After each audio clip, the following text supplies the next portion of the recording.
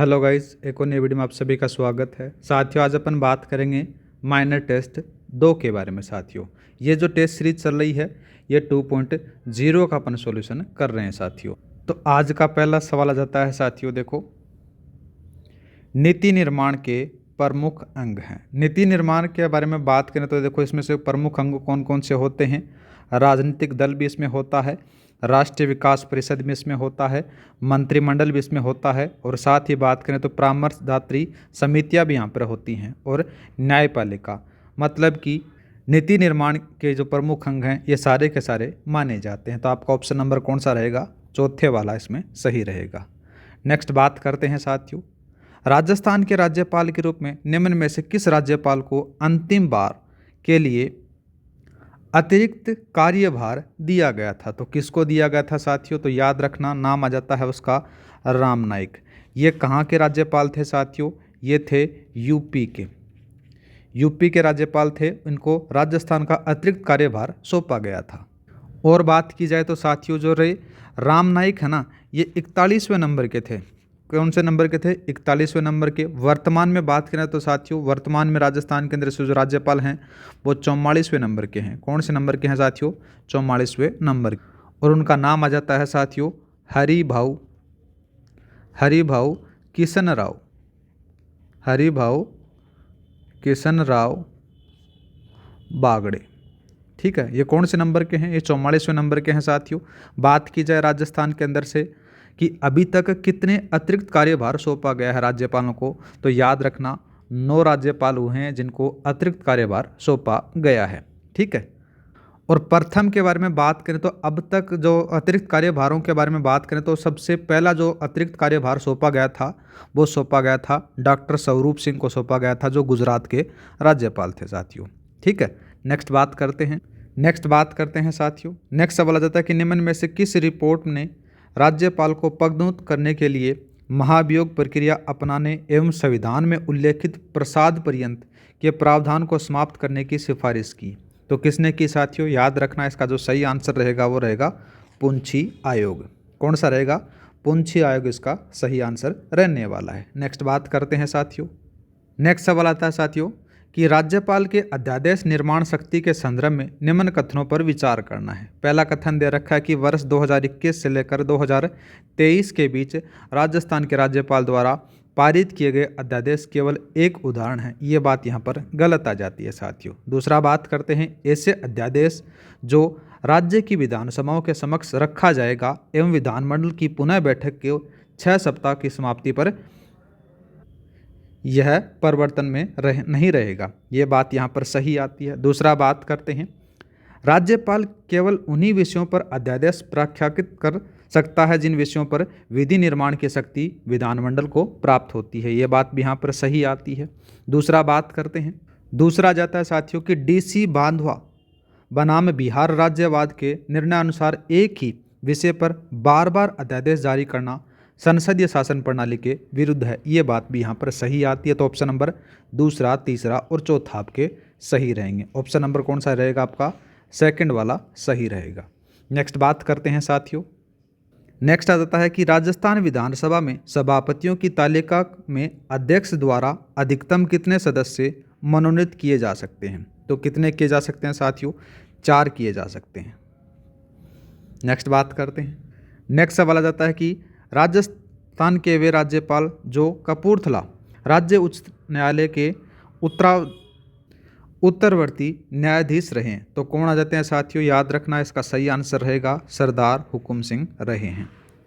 Next बात करते हैं, निम्न कथनों पर आपको विचार करना है। 2 कथन दे रखे हैं। पहला कथन आ जाता है कि हरिभाऊ किशन बागड़े ने 31 जुलाई 2024 को राजस्थान का राज्यपाल पद ग्रहण किया। ठीक बात आती है साथियों। दूसरा बात करते हैं कि 31 जनवरी 2025 को 16वीं विधानसभा के तृतीय सत्र ने राज्यपाल ने अभिभाषण दिया। ये बात भी यहाँ पर सही आती है। तो ये कथन 1 और 2 दोनों आपके सही हैं। ठीक है, ऑप्शन नंबर आपका तीसरे वाला सही रहेगा। नेक्स्ट बात करते हैं, राजस्थान विधानसभा के संदर्भ में निम्न में से असुमेलित युग्म का चयन करना है। पहले के बारे में बात करें तो प्रथम विधानसभा के अंदर जो सीटें थी वो कितनी थी साथियों? 160 सीटें थी और साथ में 30 सीटें और याद रखना जो किसको दी गई थी, ये दी गई थी अजमेर मेरवाड़ा को अलग से दी जाती हैं, जिसका नाम रखा जाता है दारा सभा के नाम से जानी जाती हैं। ठीक है, ये बात यहाँ पर सही आती है। दूसरा बात करते हैं साथियों, चौथी विधानसभा सीटों के बारे में तो 184 थी, ठीक बात आ जाती है। पांचवी विधानसभा सीटों के बारे में बात करें तो साथियों पांचवी विधानसभा के अंदर से कितने सीटें थी, 184 सीटें आपको देखने को मिल जाती हैं। जो 200 सीटें हैं ये कौन सी विधानसभा में थी साथियों, ये थी याद रखना छठी के अंदर से थी। ठीक है, तो ये आपका ऑप्शन यहाँ पर गलत आ जाता है। नेक्स्ट बात करते हैं। नेक्स्ट सवाल आ जाता है कि राज्यपाल को प्राप्त उन्मुक्तियों के संबंध में असत्य कथन का चयन करना है। पहला कथन बात करते हैं तो देखो, राज्यपाल अपने किसी कर्तव्य के लिए किसी न्यायालय के प्रति उत्तरदायी नहीं होगा, ये बात ठीक आती है। दूसरा बात करते हैं तो राज्यपाल के विरुद्ध उसकी पदावधि के दौरान किसी न्यायालय में फौजदारी मामले नहीं लाए जा सकते, ये बात यहाँ पर सही है। लेकिन यहाँ पर असत्य कथन के बारे में पूछा गया है। नेक्स्ट बात करते हैं, राज्यपाल के विरुद्ध उसकी पदावधि के दौरान व्यक्तिगत कार्यों के संबंध में किसी न्यायालय के दीवानी मामले नहीं लाए जा सकते, ये बात यहाँ पर आपको गलत आती है साथियों। ऑप्शन नंबर आपका थर्ड यहाँ पर सही रहेगा। नेक्स्ट बात करते हैं साथियों। नेक्स्ट सवाल आ जाता है कि निम्नलिखित में से किस अनुच्छेद के उपबंध को राज्यपाल के अधिकार के रूप में वर्णित किया गया है। तो कौन सा किया गया है साथियों, आर्टिकल 175 के अंदर से ये बात की गई है। बात करें आर्टिकल 213 के बारे में तो इसमें से क्या दिया गया है, इसमें से दिया गया है कि राज्यपाल को विधानसभा के अवकाश के दौरान अध्यादेश जारी करने की शक्ति वो प्रदान की जाती है।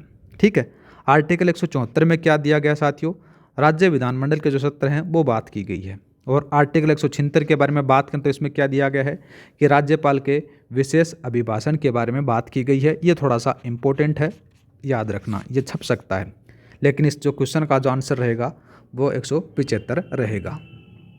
नेक्स्ट बात करते हैं साथियों, अभी हाल ही में सर्वोच्च न्यायालय ने किस वाद में अनुच्छेद 200 की न्यायिक व्याख्या करते हुए राज्यपाल की शक्तियों के संबंध में फैसला सुनाया है। तो किसके द्वारा सुनाया गया साथियों, तमिलनाडु राज्य बनाम तमिलनाडु के राज्यपाल मामला के बारे में सुनाया गया है। नेक्स्ट बात करते हैं, अनुच्छेद 161 की किसी अपराध के लिए सिद्ध दोष ठहराए गए किसी व्यक्ति को दंड के संबंध में राज्यपाल कौन सी युक्ति प्राप्त नहीं है साथियों। तो इसमें से कौन सा सही रहेगा, लघुकरण वाली चीज़ें आपको नहीं देखने को मिलती हैं। नेक्स्ट बात करते हैं, राजस्थान की प्रथम विधानसभा के निर्वाचन में निर्वाचन क्षेत्रों व निर्विरोध चुने गए सदस्यों की संख्या क्रमशः कितनी थी। तो उस समय कितनी थी साथियों, 140 और 7 थी। ठीक है, नेक्स्ट बात करते हैं, राजस्थान विधानसभा के संदर्भ में सूची 1 को सूची 2 के साथ में सम्मिलित करना है। सबसे पहले बात करें तो सर्वाधिक सत्र वाली विधानसभा कौन सी थी, तो 5वीं थी साथियों। ठीक है, न्यूनतम सत्र वाली विधानसभा के बारे में बात करें तो वो कौन सी आ जाती है, वो 6ठी आ जाती है। सर्वाधिक बैठकों वाली विधानसभा के बारे में बात करें तो वो 2री आ जाती है। ठीक है, और नेक्स्ट आ जाती है कि न्यूनतम बैठकों वाली विधानसभा वो कौन सी आती है, 9वीं आ जाती है साथियों। तो यहाँ पर ऑप्शन रहेगा ए में 2रा आ जाता है, बी में 3रा आ जाता है। तो देखो ऑप्शन कौन सा रहेगा, ए में 2रा, बी में 3रा आ जाता है, सी में पहला और डी में 4th वाला आ जाता है। ऑप्शन नंबर आपका सेकंड सही रहेगा साथियों। नेक्स्ट बात करते हैं, नेक्स्ट सवाल आ जाता है कि राजस्थान में संसदीय सचिव पद की व्यवस्था कब की गई थी। तो कब की गई थी साथियों, जो चौथी विधानसभा थी ना उसके अंदर किया गया था ये बात। ठीक है, नेक्स्ट बात करते हैं, राजस्थान विधानसभा की प्रक्रिया तथा कार्य संचालन संबंधी नियम के अनुसार राजस्थान विधानसभा में मंत्रिपरिषद के अविश्वास प्रस्ताव प्रस्तुत करने के लिए कम से कम कितने विधायकों द्वारा समर्थित होना चाहिए। तो कितने होना चाहिए साथियों, 40 होने चाहिए। ठीक है, नेक्स्ट बात करते हैं, नेक्स्ट आता है कि सार्वजनिक महत्व के एक मामले के संबंध में जानकारी प्राप्त करने के लिए राजस्थान विधानसभा का सदस्य अंतः सत्र अवधि के दौरान 1 सप्ताह में कितने अंतार्किक पर्सन की सूचना दे सकता है। तो कितनी दे सकता है साथियों, 1 ही दे सकता है। नेक्स्ट बात करते हैं, राजस्थान विधानसभा में अनुसूचित जाति और अनुसूचित जनजाति के लिए क्रमशः कितने स्थान आरक्षित हैं। तो कितने स्थान आरक्षित हैं साथियों, 34 और 25 आरक्षित हैं। 34 हैं वो किसकी आ जाती हैं साथियों, अनुसूचित की आ जाती हैं, और जो 25 हैं वो अनुसूचित जनजाति की आ जाती हैं। ठीक है, नेक्स्ट बात करते हैं साथियों, राजस्थान विधानसभा की वित्तीय समितियों के बारे में विचार कीजिए।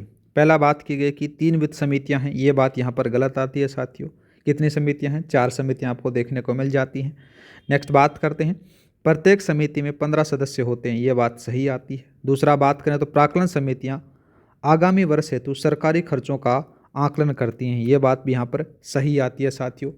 तो कौन कौन सा सही रहेगा आपका? देखो, एक तो दूसरा सही है, तीसरा सही है, चौथा बात करते हैं, समितियों के सदस्यों का निर्वाचन सदन द्वारा प्रतिवर्ष विधायकों के अनुपातिक प्रतिनिधित्व एकल संक्रमणीय मत प्रणाली द्वारा किया जाता है, ये बात भी यहाँ पर सही आती है। तो दूसरा, तीसरा, चौथा आपके सही हैं। ऑप्शन नंबर 3 आपका सही रहेगा। नेक्स्ट बात करते हैं तो देखो, प्रश्न काल, ध्यानाकर्षण प्रस्ताव और स्थगन प्रस्ताव का स्पष्ट उल्लेख संविधान में कहाँ है? तो संविधान में ऐसी चीज़ों का आपको कहीं पर देखने को नहीं मिलता है, कहीं नहीं है। ठीक है। नेक्स्ट बात करते हैं, उच्च न्यायालयों के क्षेत्राधिकारों से संबंधित अनुच्छेद 231 किस बात की अनुमति देता है? तो किसकी अनुमति देता है साथियों? संयुक्त उच्च न्यायालय की स्थापना के बारे में अनुमति देता है। नेक्स्ट बात करते हैं, अनुच्छेद 214 में उच्च न्यायालयों की स्थापना की प्रक्रिया को निर्धारित किया गया है। यह प्रक्रिया किसके द्वारा निर्धारित की जाती है? तो किसके द्वारा निर्धारित की जाती है? यह राष्ट्रपति के द्वारा निर्धारित की जाती है। ठीक है। नेक्स्ट बात करते हैं, नेक्स्ट सवाल दिया गया कि अनुच्छेद 226 के तहत उच्च न्यायालय द्वारा दिए गए आदेशों की समीक्षा उच्चतम न्यायालय द्वारा क्यों की जाती है? तो क्यों की जाती है साथियों? ताकि उच्चतम न्यायालय के आदेशों की वैधता सुनिश्चित की जा सके, इसीलिए की जाती है समीक्षा। ठीक है। तो ऑप्शन नंबर आपका सेकंड सही रहेगा।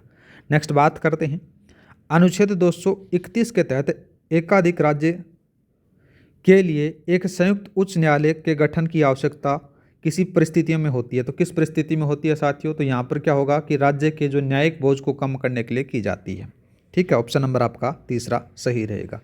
नेक्स्ट बात करते हैं, निम्न में से किस संविधान संशोधन अधिनियम द्वारा उच्च न्यायालय के न्यायाधीशों की सेवानिवृत्ति की आयु 60 वर्ष से बढ़ाकर 62 वर्ष कर दी गई थी? तो कब कर दी गई थी साथियों? यह आ जाता है 15वां संविधान संशोधन होता है 1962 के अंदर से। उसके अंदर से उनकी जो सेवानिवृत्ति की आयु है, सेवानिवृत्ति का जो आयु है वो 60 वर्ष से बढ़ाकर कितने वर्ष कर दी गई थी? 62 वर्ष कर दी जाती है। ठीक है। इससे याद रख सकते हो 62 वर्ष और 62 1962 में की जाती है, 15वां संविधान संशोधन आता है उसके अंदर से।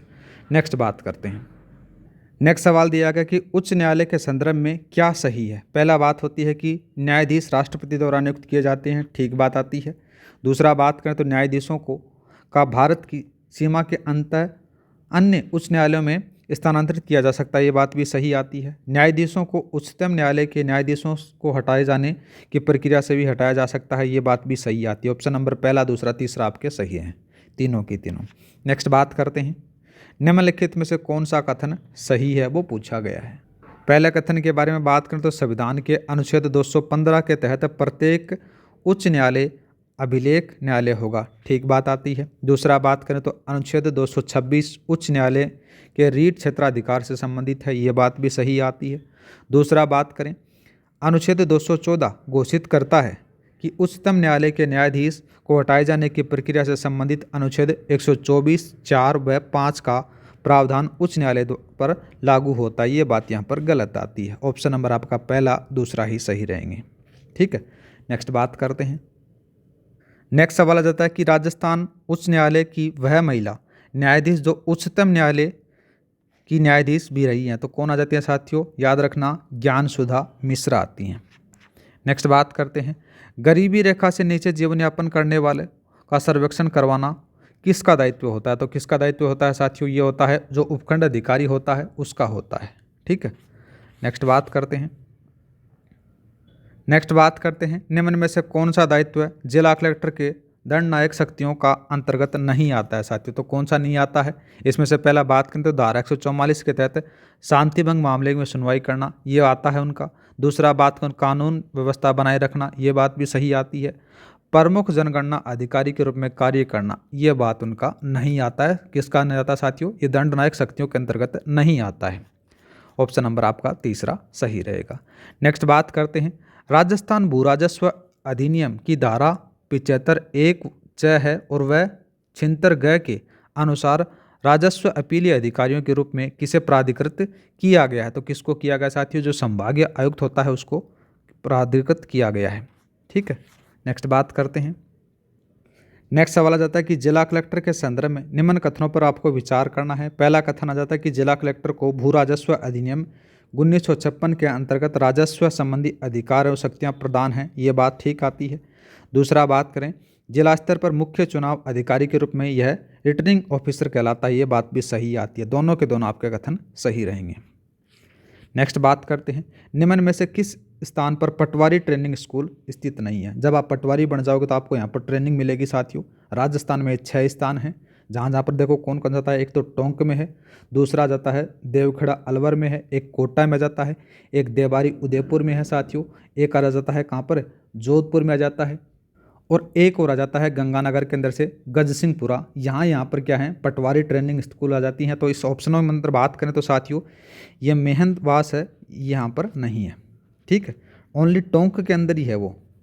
ऑप्शन नंबर आपका 4th वाला सही रहेगा, यहाँ पर नहीं है। नेक्स्ट बात करते हैं। तो तहसीलदार की नियुक्ति कौन करता है? तो जो तहसीलदार की नियुक्ति होती है साथियों ये राजस्व मंडल के द्वारा की जाती है। नेक्स्ट बात करते हैं, तहसील स्तर पर पटवारी के कार्यों का निरीक्षण कौन करता है? तो कौन करता है साथियों? जो गिरदावर होता है वो करता है। ठीक है, पटवारी से बाद में प्रमोशन हो जाने के बाद में गिरदावर बनता है, गिरदावर का प्रमोशन हो जाने के बाद में तहसीलदार बन जाता है। नेक्स्ट बात करते हैं, मैथ का क्वेश्चन आ जाता है साथियों। क्वेश्चन दिया गया कि 2500 रुपये का 5% वार्षिक दर से 219 दिन का साधारण ब्याज आपसे पूछा गया है। कौन सा फॉर्मूला लगाना है? पीटीआर का फॉर्मूला लगाना साथियों। ठीक है, इसको किस प्रकार से करेंगे? जैसे जैसे यहाँ पर दे रखा है प्रिंसिपल है वो 2500 रुपये दे रखा है। आर के बारे में बात करें तो 5 दे रखी है। टाइम दे रखा है 219 दे रखा है साथियों। अपन इसको साल में चेंज कर लेंगे और अपन का 100 लिख देंगे और यहाँ पर लिख देंगे 365। इस हिसाब से इसको अपन जब काटेंगे तो आपका जो आंसर आएगा वो आएगा 75 रुपये साथियों। नेक्स्ट बात करते हैं। नेक्स्ट सवाल दिया गया कि किसी धनराशि पर 3/4% वार्षिक साधारण ब्याज की दर से 2/1/3 वर्ष का साधारण ब्याज 210 रुपये है, तो मूलधन आपसे पूछा गया है। सबसे पहले बात करें तो देखो इसको किस प्रकार से अपन हल कर सकते हैं। इसको अपने आपके पास में दे रखा है 3/3/4, इसको आप किस प्रकार से चेंज कर लोगे? तो इसको अपन कर लेंगे 15/4 आ जाएगा, मतलब कि इसको मिश्र भिन्न से सरल भिन्न में चेंज कर लेंगे। दूसरा दे रखा है 2/1/3 दे रखा है, तो इसको अपन किस प्रकार लिख सकते हैं? 7/3 लिख सकते हैं। फॉर्मूला क्या जानते हैं साथियों? पीटीआर का फॉर्मूला अपन जानते हैं। ठीक है, बटे 100 आ जाता है। इसके इक्वल टू आपके पास में 210 रुपये दे रखा है। यहाँ पर से आपको पी फाइंड करना है, तो ये जो वैल्यू है वो सारी की सारी रख दो। यहाँ पर कितना रखो? देखो पी इंटू आ जाता है 15 × 7 आ जाएगा। अपॉन में बात करें तो साथियों 100 × 4 × 3 बराबर का जाता है 210 आ जाता है। जब आप इसको काटोगे आपके पास में जो पी की वैल्यू आएगी वो कितने आ जाती है साथियों? वो 2400 रुपये आ जाती है। नेक्स्ट सवाल दे रखा है कि एक व्यक्ति ने 400 रुपये साधारण ब्याज की दर से 2 वर्ष के लिए सौरभ को उधार दिए और 100 रुपये उसी दर से 3 वर्षों के लिए संतोष को उधार दिए। दोनों का जो ब्याज है वो 55 रुपये मिले, तो ब्याज की दर आपसे पूछी गई है साथियों। इसको अपन किस प्रकार से करेंगे? आपके पास में जो ब्याज मिल रहा है वो 55 रुपये मिल रहा है। कितना मिल रहा है? 55 रुपये मिल रहा है साथियों। सबसे पहले बात करें तो 400 रुपये उधार दिए जाते हैं। ठीक है, और R% की दर से दिया जाता है और समय था 2/100 आ जाता है। एक तो ये आ जाता है। दूसरा बात करें तो दूसरा जो कितना है साथियों वो 100 आ जाता है। 100 इंटू आ जाता है 100 के साथ में अपन बात करें तो आर की वैल्यू आपको फाइंड करनी है। ये 3 वर्ष के लिए दिया जाता है। ठीक है, जब आप इसको सोल्व करते हो तो यहाँ पर से देखो कौन कौन सा कट जाएगा। 100 से ये 0 कट जाएंगे, ये इससे कट जाएगा, तो आपके पास में आएगा 55 = आ जाता है, ये तो आ जाता है 8R प्लस का 3R आ जाता है। जब इन दोनों को जोड़ोगे तो आपके पास में आ जाएगा 55 बराबर का जाएगा 11R, और आपके पास में जो आर की वैल्यू निकल कर आएगी वो साथियों कितने आएगी? 55/11 बराबर आपके पास में 5% आंसर निकल कर आ जाएगा। ऑप्शन नंबर आपका 4th वाला सही रहेगा। नेक्स्ट बात करते हैं साथियों। नेक्स्ट सवाल दिया गया कि कोई राशि 4 वर्ष के लिए उधार दी जाती है यदि साधारण ब्याज की दर 2% वार्षिक अधिक हो तथा ब्याज के रूप में 3600 रुपये अधिक प्राप्त हो तो मूलधन आपसे पूछा गया है। तो इसको अपन किस प्रकार से कर सकते हैं? देखो साथियों, अपन उस राशि को मान लिया, अपन ने पी मान लिया। टाइम है वो आपने 4 वर्ष आपके पास में यहाँ पर दे रखा है। ठीक है, और जो अंतर है यहाँ पर से क्या बता रखा है कि 2% अधिक बता रखी है, और जो ब्याजों का अंतर है वो 3600 रुपये यहाँ पर बता रखा है।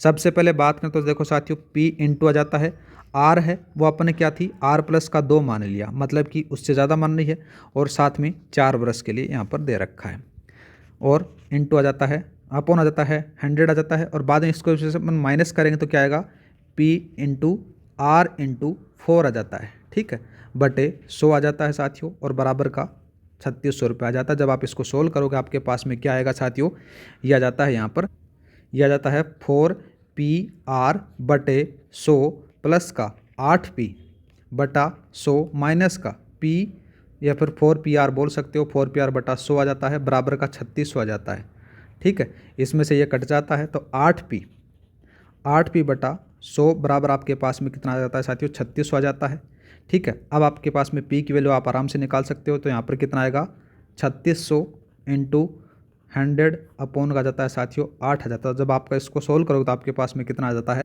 45,000 रुपये आपका आंसर आ जाता है। ऑप्शन नंबर आपका 4th वाला सही रहेगा। नेक्स्ट बात करते हैं साथियों।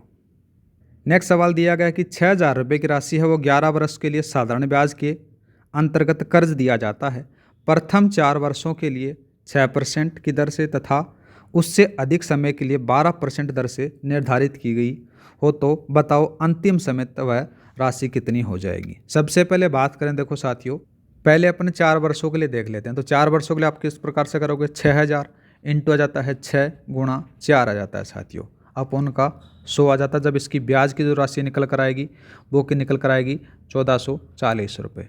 अभी देखो आपके पास में टोटल कितना वर्ष है, 11 वर्ष है। अब 7 वर्ष जो बच जाते हैं उसका अपन निकालते हैं। तो कितना निकालेंगे साथियों, देखो 6,000 गुणा 12, क्योंकि 12% आपके पास में दर दी गई है, और समय है वो 7 वर्ष दे रखा है, क्योंकि जो शेष बची हुई समय है उसका निकालना आपको। तो अपॉन आ जाता है 100। तो जब आप इसको सोल्व करते हो तो आपके पास में जो आएगा वो कितना आएगा अमाउंट यहाँ पर, वो आ जाता है साथियों 5,040 रुपये आ जाता है। ये तो आपके पास में ब्याज आ गया साथियों, कितना आ गया, 1440 प्लस का 5,040 आ जाता है। जब आप इसको ऐड करते हो तो आपके पास में जो टोटल आएगा वो आएगा 6,480 आ जाता है। ये तो आपका ब्याज आ गया। इसमें से 6,000 रुपये और जोड़ दो आप, क्योंकि कुल राशि पूछी गई है। तो इसमें से जो टोटल आंसर आएगा वो आएगा 12,480, ठीक है। ऑप्शन नंबर आपका 3rd वाला सही रहेगा। नेक्स्ट बात करते हैं। नेक्स्ट सवाल दे रखा है कि कोई धनराशि साधारण ब्याज की दर से 5 वर्षों में 520, 7 वर्षों में 568 रुपये हो जाती है, तो मूलधन आपसे पूछा गया है साथियों। सबसे पहले बात करें, देखो 5 वर्षों और 7 वर्षों में जो दोनों का डिफरेंस आ जाता है, देखो कितना आएगा। इसमें से अपन 568 है, 568 में से 520 घटा दो, आप एक काम करो तो आपके पास में कितना आएगा, 48 आ जाएगा, ठीक है। अब ये 48 क्या जाता है साथियों, 2 वर्षों का जाता है, ठीक है। तो 1 वर्ष का अपन निकालेंगे तो कितना आ जाएगा, 48 बटा 2 बराबर आपके पास में जाएगा 24। अब जब 5 वर्षों का आपके पास में ब्याज कितना जाता है साथियों, तो 5 वर्षों का जाता है 24 से मल्टीप्लाई कर दो इसको, तो आपके पास में आएगा 120 आ जाएगा। अब आपसे मूल राशि पूछी गई है, तो मूल राशि में आप क्या करोगे, मूल राशि ये आ जाती है, देखो इसमें से 520 में से 120 घटा दो, 520 माइनस का 120, आपके पास में जो टोटल आएगा वो आएगा 400 आंसर। ऑप्शन नंबर आपका पहले वाला सही रहेगा, ठीक है। नेक्स्ट बात करते हैं। नेक्स्ट सवाल दे रखा है कि कोई धनराशि 8% की दर से कितने समय में स्वयं की 140 हो जाएगी। देखो साथियों, 8% की दर से पूछा जा रहा है, कितने परसेंट हो रही है, 8% की दर से वो कितने हो रही है, 140 हो रही है, ठीक है। अब यहाँ पर क्या हो रहा है साथियों, जो मूल राशि का वो कितना हो रहा है, जैसे 100 हो जानी चाहिए, 100 हो जानी चाहिए, लेकिन वो कितना अधिक हो रहा है, 40% अधिक आपके पास में हो रहा है। अब आपने क्या किया, जो मूल राशि है उसको आपने P मान लिया, तो P माना तो आपके पास में जो ब्याज आएगा वो कितना आएगा, 0.40P आ जाएगा। कितना आएगा साथियों, 0.40P आ जाता है। अब यहाँ पर से आप इसका फॉर्मूला अप्लाई करोगे तो कौन सा आएगा, P इंटू आ जाता है, और क्या आएगा, RT के बारे में बात करें तो 0.08 आ जाता है, ठीक है, बटे T आ जाता है। 100 के अंदर से मैंने इसको भाग दी दिया तो वो सेम वैसा ही आ जाता है, ठीक है। तो यहाँ पर से अपने पास में जो आंसर निकलेगा वो किस प्रकार से आएगा साथियों, अपने को T निकालना है, तो T निकालेंगे तो अपने पास में से आएगा, देखो यहाँ पर से क्या दे रखा है, 0.40P दे रखा है, अपॉन में अपन बात करें तो 0.80P दे रखा है, ठीक है, नहीं सॉरी, यहाँ पर दे रखा है 0.08P दे रखा है। जब आप इसको काटोगे तो आपके पास में P से P कट जाएगा, तो आपके पास में जो आंसर निकल कर आएगा साथियों, यहाँ पर क्या निकल कर आएगा, 5 वर्ष निकल कर आएगा। ऑप्शन नंबर आपका 2nd वाला सही रहेगा। नेक्स्ट बात करते हैं। नेक्स्ट सवाल दे रखा है कि 12,000 रुपये को 2 भागों में बांट कर क्रम से 8%, 10% वार्षिक साधारण ब्याज की दर से 2 सही 1/2 वर्ष एवं 3 वर्ष के लिए कर्ज दिया जाता है। यदि समय के अंत में 2,880 रुपये साधारण ब्याज प्राप्त हुआ तो पहला भाग कितना होगा वो पूछा गया है। इसको करने के लिए अपन सरल सा तरीका अपनाएंगे साथियों। जो आपके पास में जो कुल राशि है वो 12,000 रुपये दे रखी है। कितने रुपये दे रखी है? 12,000 रुपये दे रखी है। पहले के बारे में बात करें तो मैंने मान लिया उसको अक्स मान लिया। कितना मान लिया साथियों? अक्स मान लिया। कितने वर्ष के लिए दे रहा है साथियों? 2 सही यहाँ पर से दे रखा है 1/3 दे रखा है। ठीक है, मतलब कि कितना हो जाएगा ये 5/2 वर्ष के लिए दे रहा है। दूसरा भाग अपन बात करें, दूसरा भाग क्या करोगे साथियों? जो 12,000 है इसमें से अक्स घटा दो, ये दूसरा भाग हो जाता है। ये कितने वर्ष के लिए दे रहा है तो उसके बारे में अपन देखेंगे। देखो तो 3 वर्ष के लिए दे रखा है। ठीक है, तो अब इन देखो दोनों के बारे में बात करते हैं। तो सबसे पहले अपन पहले हिस्से के बारे में बात कर लें। तो देखो पहले हिस्से के बारे में बात करें तो अक्स था और यहाँ पर से कितना जाता है साथियों?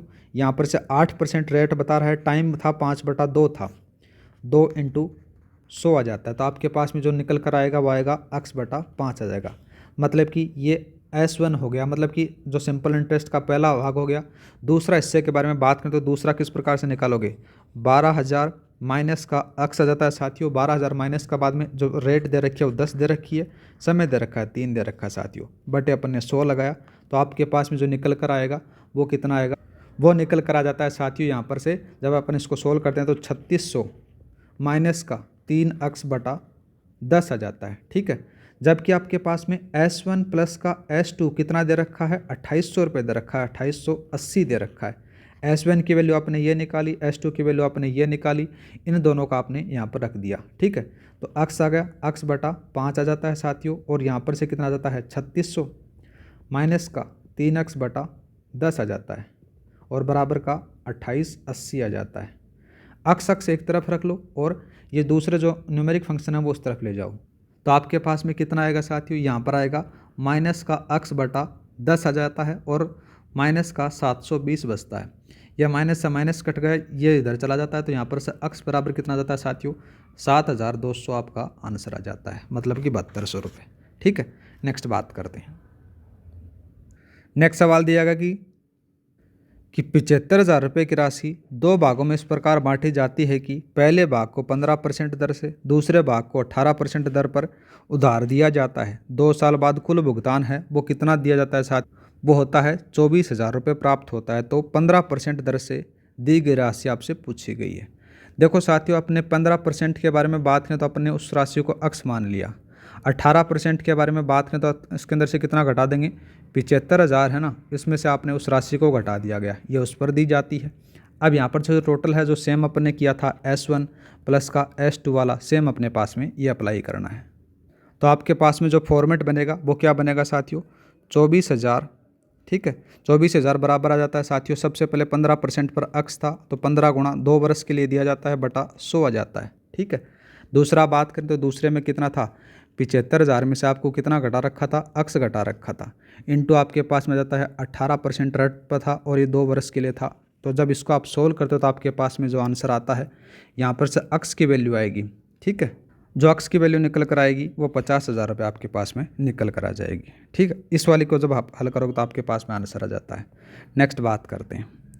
नेक्स्ट सवाल दे रखा, देखो नेक्स्ट सवाल दिया गया कि ब्याज की दर 8% से घटकर 6% वार्षिक हो जाती है। इस स्थिति में पहले जितना वार्षिक ब्याज प्राप्त करने के लिए 4,000 रुपये अधिक जमा कराना पड़ता है तो वह राशि ज्ञात करनी है।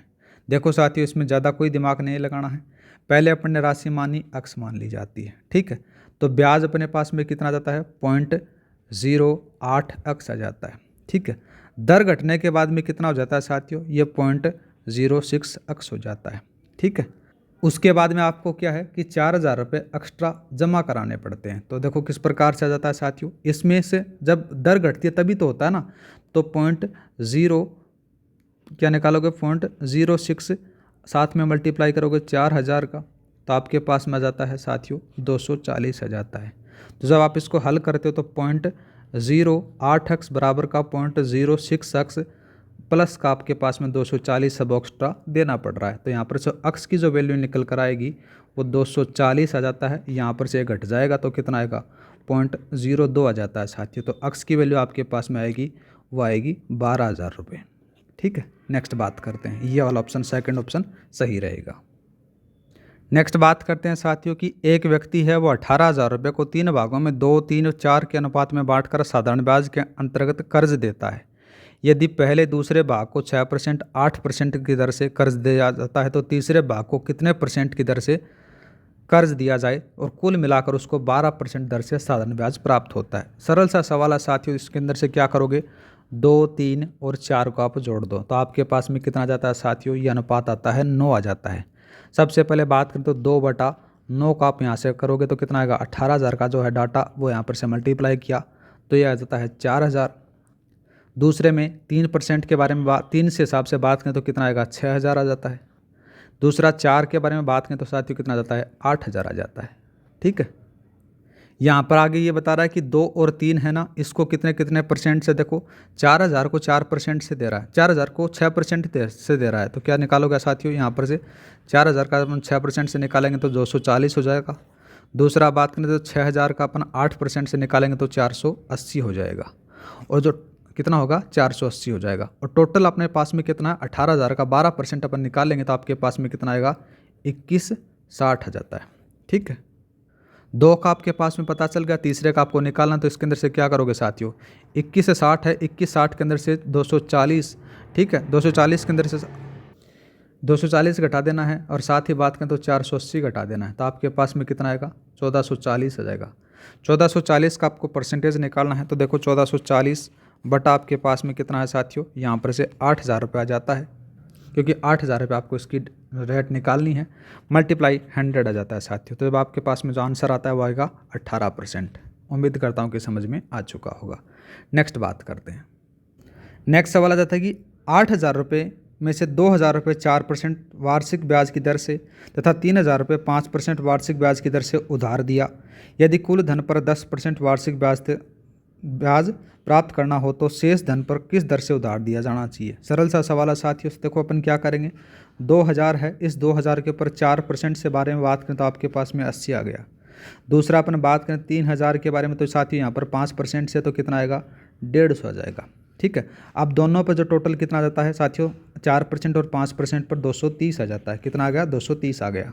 और कुल पर कितना बता रहा है साथियों, 10% बता रहा है। तो देखो 8,000 का, ये रहा 8,000 का, अपन ने क्या निकाला साथियों, यहाँ पर 10% निकाला तो आपके पास में कितना आ गया, 800 आ गया साथियों। ठीक है, और शेष राशि के बारे में बात करें, देखो 5,000 रुपये तो यहाँ पर हो गया, तो 8,000 में से अपन 5,000 कटाएंगे तो अपने पास में कितना आएगा, 3,000 आ जाता है। और जो इंटरेस्ट है वो यहाँ पर कितना आएगा, देखो साथियों यहाँ पर से 230 आ रहा है, टोटल का अंदर से बात करें तो 800 आ जाता है। तो कितना आ गया साथियों, 570 आ जाता है। जब अपन इसको निकालेंगे तो 570 बटा 3,000 मल्टीप्लाई बाई 100 आ जाता है। तो साथियों कितना आएगा, इसको जब अपन काटते हैं तो 19% आपके पास में रेट आ जाती है। ठीक है, नेक्स्ट बात करते हैं। नेक्स्ट सवाल दिया गया है कि 2 वर्षों में 13,000 रुपये की राशि 15% वार्षिक ब्याज की दर से चक्रवर्ती ब्याज क्या होगा यदि चक्रवर्ती ब्याज है वो 8 मासिक संयोजित होता है। तो देखो साथियों अपन कुछ नहीं करेंगे, सबसे पहले अपन CI का मतलब चक्रवर्ती ब्याज का फॉर्मूला जानते हैं। क्या जानते हैं, P × 1 प्लस का R बटा 100 और साथ में अपने पास में T माइनस का P अपना फॉर्मूला जानते हैं। ठीक है, आपके पास में जो रेट है वो 15% आ जाती है। कितना परसेंट दे रखी है, 15% दे रखी है। जबकि यहाँ पर क्या बोल रहा है कि 8 मासिक संयोजित होती है। तो जब अपनी जो एक्चुअल रेट आएगी वो आएगी कितनी आएगी साथियों, 10% आपके पास में निकल कर आएगी। टाइम आपके पास में 2 वर्ष दे रखा है, मतलब कि 24 महीने दे रखा है। तो 24 महीने पर 3 भागों में इसको बांट लेते हैं, 8 इसका 8 इसका 8 इसका, इस प्रकार से बांट लिया। तो आपके पास में जो टी आया वो 3 आ जाता है। कितना आया साथियों, 3 आ जाता है। तो यहाँ पर जो फॉर्मूला जो निकाला है उसमें से वैल्यू रख देते हैं। देखो 13,000 रुपये था ही। ठीक है, 13,000 के साथ में 1 प्लस का 10 बटा 100 पावर यहाँ पर से 3 आ जाती है, माइनस का 13,000 आ जाता है। जब आप इसको सोल्व करते हो तो आपके पास में जो आंसर आता है वो कितना आ जाता है साथियों, 4,303 रुपये आता है। ठीक है, ऑप्शन नंबर आपका 4th वाला सही रहेगा। नेक्स्ट बात करते हैं। नेक्स्ट सवाल दे रखा कि किसी धनराशि में 33 सही 1/3% वार्षिक चक्रवर्ती ब्याज की दर से 3 वर्ष का CI और SI का जो अंतर है वो 400 रुपये प्राप्त होता है। तो धनराशि आपसे पूछी गई है। देखो साथियों R बराबर अपन बात करें तो कितना आ जाता है साथियों, 33 सही 1/3 आ जाता है। तो इसको अपन जब सॉल्व करते हैं तो आपके पास में 1/3 आ जाता है। तो अपन इसको किस प्रकार से कर सकते हैं, 3 वर्ष दे रखा है तो 3 का अपन क्या कर लिया साथियों, क्यूब कर लेते हैं। तो यहाँ पर कितना आएगा, 27 आ जाता है। ठीक है। 3 लाइन यहाँ पर खींचने के बाद में 1/3 से अपन इसको काटते हैं तो 9 9 9 आ जाता है, 1 इधर आ जाता है तो 1 3 3 ये आ जाता है, फिर 1 इधर आ जाता है और साथ में अपन बात करें तो 3 आ जाता है। इन दोनों का जो डिफरेंस रहता है वो साथियों कितना रहेगा, वो 10 रह जाता है। 10 बराबर आपके पास में जो अंतर है SI और CI का आपके पास में जो अंतर आया वो 10 आया, जबकि अपने पास में जो एक्चुअल अंतर दे रखा है वो 400 दे रखा है। ठीक है, तो 1 बराबर आपके पास में कितना आ गया साथियों, 40 आ जाता है। तो 1 की वैल्यू आपके पास में कितनी आ गई, 40 आ जाती है साथियों। जब आप इसको मल्टीप्लाई करते हो 27 × 40 से मल्टीप्लाई करते हो तो आपके पास में कितना आएगा, 1080 आ जाता है। इसके नियरेस्ट जो वैल्यू आएगी वो आपके पास में कितना आएगी, ऑप्शन नंबर आपका तीसरे वाला सही रहेगा। नेक्स्ट बात करते हैं साथियों, कोई धनराशि चक्रवर्ती ब्याज की किसी निश्चित दर से 2 वर्ष के अंत में 5120 रुपये तथा 5 वर्ष के अंत में 7290 रुपये हो जाती है, तो ब्याज की दर आपसे पूछी गई है।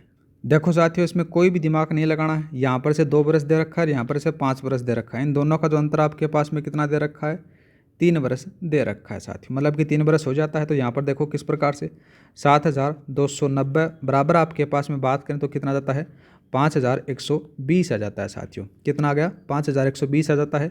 1 प्लस का R/100 आ जाता है और इन दोनों का अंतर है वो कितना आएगा, 3 आ जाता है टाइम का। ठीक है, ये वाला इधर आ जाता है 7290/5120 बराबर आपके पास में जाता है 1 प्लस का R/ यहाँ पर से क्यूब आ जाता है। ठीक है, अब क्या करेंगे साथियों, इसके अंदर से देखो 0 से 0 कट जाता है तो आपके पास में जो 729 हैं और 512 है ना, ये 9 और 8 के क्यूब होते हैं। तो ये 3 आपके पास में इधर आ जाता है। देखो किस प्रकार से लिखेंगे अपन, 9 ये तो यहाँ पर लिख सकते हो कितना आएगा, 729/512 ये क्यूब आ जाता है। किस किस का, 9 और 8 का जाता है।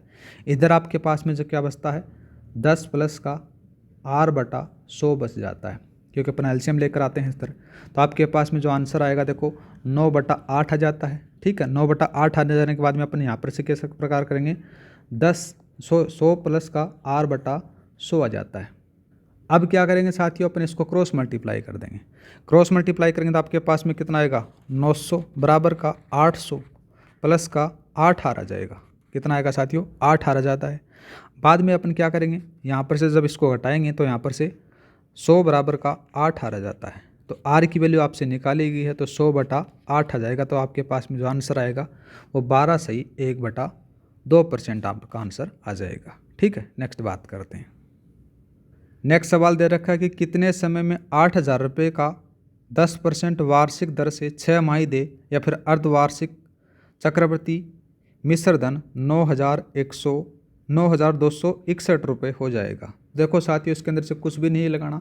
आपके पास में अपन जानते हो ए बराबर आपके पास में मिश्र धन वाला अपन फॉर्मूला लगाएंगे, ए बराबर का P प्लस का 1 प्लस का R/ यहाँ पर से T वाला अपन फॉर्मूला जानते हैं। अर्धवार्षिक अंक की बात हो रही है साथियों, तो यहाँ पर से जो रेट है वो कितनी आएगी साथियों, यहाँ पर से दर आधी हो जाती है तो 10/2 अपने पास में 5% हो गई। समय आपके पास में निकालना पड़ेगा। तो यहाँ पर से आप वैल्यू रख देना साथियों। तो देखो कितने आएगी, यहाँ पर से ए की वैल्यू आपके पास में 9261 रुपये दे रखी है।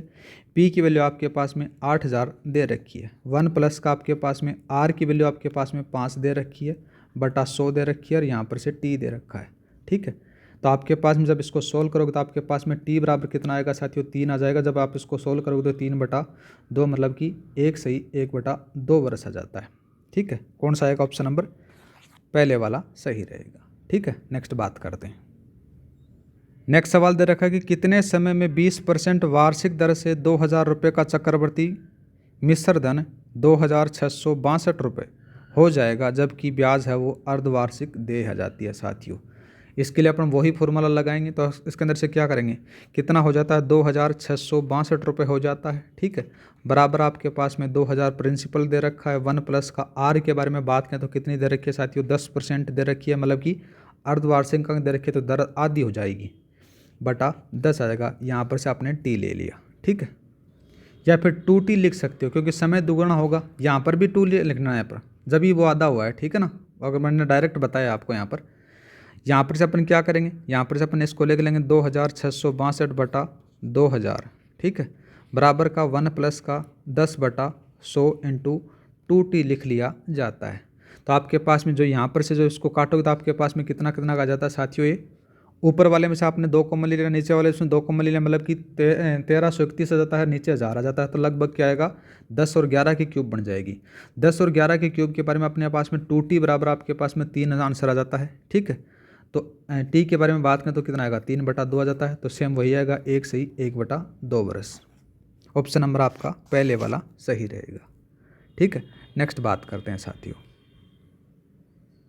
नेक्स्ट सवाल दे रखा है कि एक व्यक्ति है वो 3000 रुपये की राशि 10% वार्षिक चक्रवृद्धि ब्याज की दर पर उधार लेता है तथा प्रत्येक वर्ष के अंत में 1000 रुपये जमा कराने का वादा करता है। तो बताओ तीसरे वर्ष के अंत में कितने रुपए जमा कराने पर उसका सारा बकाया जमा हो जाएगा। देखो साथियों, सबसे पहले बात करें तो 3000 रुपये है, इसके ऊपर 10% के बारे में बात करें तो 300 रुपये आ जाता है। ठीक है, तो टोटल उसका कितना आएगा 3300 रुपये आ जाता है यहाँ पर। इसमें से वो 1000 रुपये दे देता है, तो 1000 रुपये दे दिया तो उसका दोबारा से उसके ऊपर ब्याज कितना रहा 2300 रुपये रहा।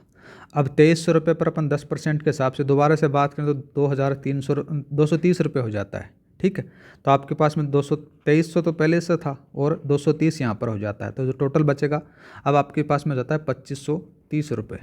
अब 2530 रुपये में से दोबारा से वो 1000 रुपये चुका देता है, तो अब उसके पास में कितना बचा लोन साथियों, यहाँ पर बच जाता है यहाँ पर टोटल 2530 में से 1000 रुपये घटाएंगे तो अपने पास में बचेगा 1530 बचेगा। अब 1530 के ऊपर साथियों वो दोबारा से 10% ब्याज देता है तीसरे वर्ष, कितना देगा 153 रुपये देगा। ठीक है, तब अब उसके पास में 100 पहले से 1530 थे और यहाँ पर से 153 और ऐड हो गए साथियों, तो आपके पास में जो आंसर बचेगा वो 1683 बचेगा। 1683 है कहीं पर, सेकंड वाला ऑप्शन आपका सही रहेगा। नेक्स्ट बात करते हैं। नेक्स्ट सवाल दे रखा है कि गणितीय चिन्हों को उसी सही संयोजन का चयन करें जो स्टार चिन्हों को क्रमिक रूप से प्रतिस्थापित कर सकता है और दिए गए समीकरण को संतुलित कर सकता है। यह सवाल पूछा गया है साथियों। तो इसका जो सही आंसर होगा तो देखो यहाँ पर कौन सा आएगा, यहाँ पर जाता है सबसे पहले अपन 60 बात करें तो 60 के बाद में प्लस आ जाता है 48, 48 के बाद में अपन भाग के बारे में बात करें तो कितना आएगा 36 आ जाता है, 36 गुणा 6 आ जाता है, माइनस का यहाँ पर कितना आएगा 15 आ जाता है।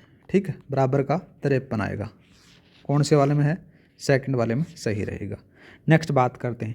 निम्न आकृति में प्रश्नवाचक चिन्ह के स्थान पर आपको उचित अंक पूछा गया है। कोई दिमाग नहीं लगाना साथियों, यहाँ पर से 80 है, 80 में से 16 घटा दो, आपके पास में कितना आ गया 64 आ गया, और 64 में मैंने दोबारा से 16 घटा दिया, आपके पास में 48 आ गया। सेम कॉन्सेप्ट अपन इसमें अप्लाई करते हैं तो देखो क्या आएगा 232 है, 232 में मैंने 16 घटाया 216 आ गया, 216 के अंदर से मैंने 16 घटाया तो मेरे पास में 200 आंसर आ गया। यही रहेगा क्या, ऑप्शन नंबर 4 वाला सही रहेगा। नेक्स्ट बात करते हैं। नेक्स्ट से क्या दे रखा है कि निम्न अनुक्रम का अगला पद क्या होगा। इस क्रम में बात करें, देखो इस वाले से ये बन रहा है, इस वाले से ये बन रहा है, इस वाले से ये बन रहा है और इस वाले से आगे वाला पूछा गया है। यहाँ पर से बात करें, देखो क्या दे रखा है, यहाँ पर से इस आगे वाले टर्म में जाते हैं तो अपने पास में से क्यू कैंसिल हो रहा है, तो यहाँ पर से क्यू कर दिया। इस आगे वाले में जा रहे हैं तो अपने पास में से एस कैंसिल हो रहा है, तो एस कैंसिल हो गया। इस आगे वाले में अपन जा रहे हैं तो एन कैंसिल हो रहा है, एन यहाँ पर से कैंसिल हो जाएगा। ठीक है, तो आपके पास में जो बनेगा वो बनेगा ITOE बनेगा। ठीक है, ऑप्शन नंबर आपका 3 सही रहेगा। नहीं समझ में आया तो मैं दोबारा बता देता हूँ। देखो इसको किस प्रकार से जमाना है, एन को अपने को कैंसिल करना है। ठीक है, एन को कैंसिल जैसे ही किया आई लगाना है, एक इसमें से छोड़ देना है, टी आ गया, फिर दोबारा से एक छोड़ना है, ओ आ जाता है और ई आ जाता है। इस प्रकार से इसको करना है। नेक्स्ट बात करते हैं। नेक्स्ट सवाल दिया गया, यदि किसी विशेष कूट या फिर कोड में 64 को 343 रूप में लिखा गया है और 216 को 729 के रूप में लिखा गया है तो उस कूट में 512 को किस रूप में लिखा जाएगा। देखो साथियों, जो 64 होता है, 64 किसकी क्यूब होती है साथियों, यहाँ पर से 4 की क्यूब होती है। 4 में मैंने 3 ऐड कर दिया तो 7 हो गया, 7 की क्यूब मैंने लगाया तो यहाँ पर से 343 लगा दिया। सेम कॉन्सेप्ट अपने को इसमें अप्लाई करना है। तो देखो किस प्रकार से करेंगे, 512 है, 512 किसका क्यूब होता है साथियों, ये होता है 8 का क्यूब होता है। 8 प्लस का 3 इसमें अपन ऐड कर देंगे तो अपने पास में 11 आ जाएगा, और 11 की क्यूब अपने पास में कितना होता है 1331 होता है। ऑप्शन नंबर आपका सेकंड वाला सही रहेगा। नेक्स्ट बात करें। नेक्स्ट सवाल आप आराम से कर सकते हो, इसको मैथमेटिकल ऑपरेशन से ज़्यादा कुछ नहीं करना, तो इसका जो आंसर आएगा वो 5/2 आएगा। नेक्स्ट बात करें तो देखो एक काल्पनिक भाषाओं में से अंकों के बारे में दे रखा है, तो देखो 0 से 9 तक अंक दे रखे हैं और इसको इस प्रकार से लिखा जा रहा है और यहाँ पर ये पूछा गया है। तो टी के बारे में बात करें तो टी कितना आएगा साथियों, टी और ओ। देखो टी कौन से नंबर पर है, ये 8वें नंबर पर आ जाता है साथियों। ओ के बारे में बात करें तो ओ कौन से नंबर पर आ जाता है, ये आ गया ओ नंबर पर आ जाता है साथियों। तो यहाँ पर टी का आ गया, ओ का आ गया और क्यू और आर और एम एन को इस प्रकार से लिखा गया है साथियों। तो इसको जब अपन सोल्व करेंगे तो आपका पास में आंसर आएगा वो रहेगा ओ एन पी रहने वाला है। नेक्स्ट बात करें, देखो नेक्स्ट सवाल क्या दे रखा है। नेक्स्ट सवाल दे रखा है कि यदि अगर 80 गुणा 10 का अर्थ मतलब कि 70 बता रखा है तो यहाँ पर से माइनस का चिन्ह आ रखा है। दूसरा 80 भाग 10 दे रखा है तो मतलब कि यहाँ पर से 8 आ रखा है। ठीक है, 80 प्लस 10 का अर्थ दे रखा है क्या ना 800 दे रखा है। तो यहाँ पर से कितना साथियों, यह मल्टीप्लाई का चिन्ह आ जाता है और 80 प्लस का 10 बराबर आपके पास में कितना दे रखा है 90 दे रखा है। तो इस प्रकार से इसको हल करना है। तो यहाँ पर जो आंसर आएगा वो रहेगा 7 रहेगा। नेक्स्ट सवाल दे रखा है, देखो ए का अर्थ क्या है भाग है, बी का अर्थ है गुणा है, सी का अर्थ है वो प्लस है और डी का अर्थ है वो माइनस है। तो निम्नलिखित में से आपका जो समीकरण है वो परिणाम है यहाँ पर से 233 प्राप्त होना चाहिए। तो इसका जो सही आंसर रहेगा वो सेकंड वाला रहेगा साथियों। नहीं आता तो आप मेरे को कमेंट कर देना, मैं आपको समझा दूंगा। ठीक है, नेक्स्ट बात करते हैं। नेक्स्ट सवाल दे रखा है कि निम्न आकृति में प्रश्नवाचक चिन्ह के स्थान पर उचित अंक आपसे पूछा गया। क्या कॉन्सेप्ट लगाएंगे, 4 + 5 इसको ऐड कर दो। क्या करोगे, देखो 4 + का 5 बराबर आपके पास में 9 आया, 9 को मल्टीप्लाई कर दो 2 से 18 आ जाता है। दूसरा 2 + का 9 बराबर आपके पास में 11 गुणा 2 आ जाता है। इसी प्रकार से 3 + का 5 बराबर आपके पास में 8, अगर 8 को आप मल्टीप्लाई करोगे 2 से तो आपके पास में आंसर आएगा वो 16 रहेगा। ठीक है, नेक्स्ट बात करते हैं। नेक्स्ट सवाल दे रखा है कि देखो 13, 14, 23, 48, 97, 178 आगे वाला क्रम से पूछा गया है। क्या सीक्वेंस लगा सकता है, इसको अपने इस प्रकार से कर सकते हैं। 13 में से मैंने 1 ऐड किया तो मेरे पास में 14 आ गया। अब मेरे पास में 14 में से मैं 3 का स्क्वायर ऐड कर देता हूँ, मतलब कि 9 ऐड करता हूँ तो मेरे पास में 23 आ जाता है। इस 23 के अंदर से मैं दोबारा से 5 का स्क्वायर ऐड कर देता हूँ, मतलब कि 25। विषम संख्याओं का अपन ऐड कर रहे हैं तो यहाँ पर से 25 ऐड करेंगे तो अपने पास में 48 आ जाएगा। सेम अपन इसी को फॉलो करते हैं तो आपके पास में जैसे 178 दे रखा है, 178 में किसका लगाओगे साथियों, यहाँ पर से अपन लगाएंगे 11 का। तो 11 का 121 आ जाता है तो आपके पास में जो आंसर आएगा वो 299 आने वाला है। ठीक है, नेक्स्ट बात करते हैं। नेक्स्ट सवाल दे रखा है, देखो एक क्रम दे रखी है, उस क्रम के अंदर से आपको विचार किया गया है। तो देखो सबसे पहले जो सीक्वेंस है उसमें से डबल की पुनरावृत्ति हो रही है, तो इसमें जो आंसर रहेगा वो ये रहने वाला है। नेक्स्ट बात करें, देखो 7 गुणा 25 दे रखा है, तो इसको इस प्रकार से देखो 25 किस प्रकार से आएगा। सबसे पहले बात करें तो 7 का स्क्वायर प्लस का 24 का स्क्वायर, तो यहाँ पर से कौन सा आएगा साथियों, ये आ जाता है 625 आएगा। 625 मतलब कि 25 आपका आंसर आ जाता है। ठीक है, अब इसी चीज़ को अपन फॉलो करते हैं तो यहाँ पर से क्या आएगा, यहाँ पर से बात करें तो 16 का स्क्वायर प्लस का यहाँ पर से 63 का स्क्वायर आ जाता है साथियों। तो यहाँ पर से कितना आएगा, 16 के स्क्वायर के बारे में बात करें तो 256 आ जाता है। ठीक है, इसी प्रकार से 63 का स्क्वायर अपन करेंगे तो कितना आएगा 3969 आ जाता है। जब इन सभी को आप जोड़ोगे तो आपके पास में आएगा 4225 आएगा, जो किसका वर्ग है साथियों, 65 का वर्ग आपको देखने को मिल जाता है और 65 आपका आंसर आ जाता है। ठीक है, नेक्स्ट बात करते हैं। नीचे दिए गए समीकरण आपके पास में दे रखा है, इस फंक्शन के द्वारा अपरिवर्तित रहता है। जो चौथे समीकरण में प्रश्नवाचक चिन्ह के बारे में पूछा गया है। यहाँ पर से 5 और 3 दे रखा, आगे देखो तो इसको अपन किस प्रकार से करेंगे, जैसे 5 गुणा 3 कर देंगे 15, प्लस का अपन बात करें तो कितना आएगा 15 प्लस का 4 बराबर आपके पास में 19 आ जाता है। सेम टू सेम अपन कॉन्सेप्ट इसमें अप्लाई करते हैं तो देखो कितना आएगा 12 गुणा 2 बराबर आपके पास में 24 आ जाता है, और 24 में आपने 4 और ऐड कर दिया तो आपके पास में 28 आंसर आएगा, ऑप्शन नंबर तीसरे वाला। नेक्स्ट बात करते हैं।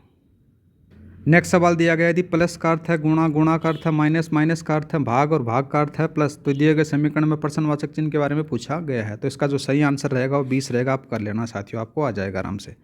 नेक्स्ट बात करें, नीचे दिए गए अनुक्रम में अगला पद आपसे पूछा गया है। तो अगले पद के बारे में बात करें तो देखो सबसे पहले इसके अंदर से सीक्वेंस कौन सा जम रहा है, प्लस का 6, माइनस का 3, प्लस का 8, माइनस का 1 है, वो सीक्वेंस इसमें जम रहा है। इसमें जमा होगा तो आपके पास में जो आंसर रहेगा वो ये 4th वाला रहने वाला है। नेक्स्ट बात करते हैं, देखो 12 @ 18 बराबर माइनस का 3 दे रखा है। ठीक है, दूसरा 18 @ 6 माइनस का @ 6 बराबर 6 दे रखा है। तो सीक्वेंस अपने को इस प्रकार से करना है, देखो क्या करोगे 12 माइनस का 18/2 बराबर आपके पास में कितना आया, माइनस का 3 आया। ठीक है, नेक्स्ट अपन इसी में करते हैं, देखो 6 माइनस का 10/2 आएगा तो आपके पास में आएगा माइनस का 2 आंसर, ऑप्शन नंबर 4th वाला। ठीक है, नेक्स्ट बात करते हैं। नेक्स्ट सवाल दे रखा है कि ए का अर्थ प्लस है, बी का अर्थ गुणा है, सी का अर्थ माइनस है और डी का अर्थ भाग है। तो नीचे दिए गए समीकरण के बारे में प्रश्नवाचक चिन्ह के बारे में पूछ रहा है, तो इसका जो आंसर आएगा वो 16 रहने वाला है।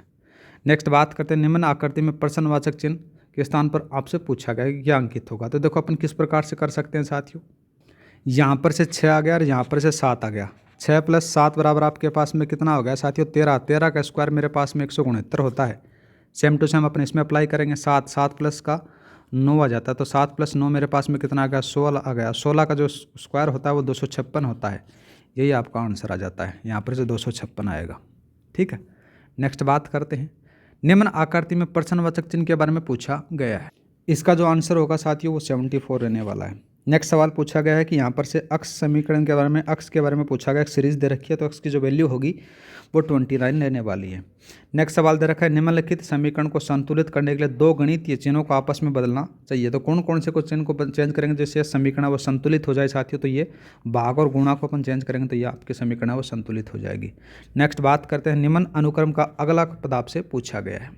इसको किस प्रकार से करोगे साथियों? इसको अपन करेंगे 10 × 2 बराबर आपके पास में 20 आया। 20 प्लस का 3 मैंने ऐड कर दिया तो 23 आ गया। 23 × 4 बराबर मेरे पास में 92 आ जाता है। ठीक है, और दोबारा से अपन बात करें तो 92 प्लस का 5 बराबर आपके पास में 97 आ जाता है। 97 × 6 मेरे पास में आ जाता है 582 आ जाता है। तो मेरा जो आंसर रहेगा वो कितना रहने वाला है? 92 रहने वाला है। ऑप्शन नंबर आपका 4th वाला सही रहेगा। ठीक है, नेक्स्ट सवाल के बारे में बात करते हैं। निम्न आकृति में प्रश्नवाचक चिन्ह प्रस्थान से पूछा गया है। तो देखो साथियों 15, 3 और 252 दे रखा है, तो किस प्रकार से करोगे? 15 × 3 बराबर आपके पास में कितना होगा साथियों? 45 होगा। 45 को मैं 16 से मल्टीप्लाई करूँगा 252 आ जाता है। सेम टू सेम अपन इसमें कॉन्सेप्ट लगाएंगे। 11 × 5 बराबर 55, 55 × 16 बराबर आपके पास में आएगा 246। ठीक है, तो 9 × 6 बराबर आपके पास में 54। अगर 54 को मैंने 16 से मल्टीप्लाई किया तो मेरे पास में 297 आ गया। ऑप्शन नंबर आपका 4th वाला सही ही रहेगा। नेक्स्ट बात करते हैं। नेक्स्ट सवाल दे रखा है कि दिए गए दो चिन्हों को और संख्याओं को परस्पर बदलने पर निम्नलिखित में से कौन सा समीकरण सही होगा? भाग और गुणा और 1 और 3 को जब आप चेंज करोगे तो इसके अंदर से कौन सा आएगा? इसका जो आंसर रहेगा वो 2nd वाला रहने वाला है। नेक्स्ट बात करते हैं, निम्न आकृति में प्रश्नवाचक चिन्ह के स्थान पर उचित अंक आपसे पूछा गया है। 16, 12, 48 दे रखा है, तो देखो क्या करेंगे। ये किसका वर्ग होता है? 4 का। 4 × 12 बराबर मेरे पास में 12 × 4 = 48 होता है। इसके ये कितने का वर्ग होता है? 3 का। तो 3 × 8 बराबर मेरे पास में 24 आ जाता है। कितना आ गया? 24। ये 4 किसका वर्ग होता है? 2 का वर्ग होता है साथियों। तो 2 × कितना रह गया?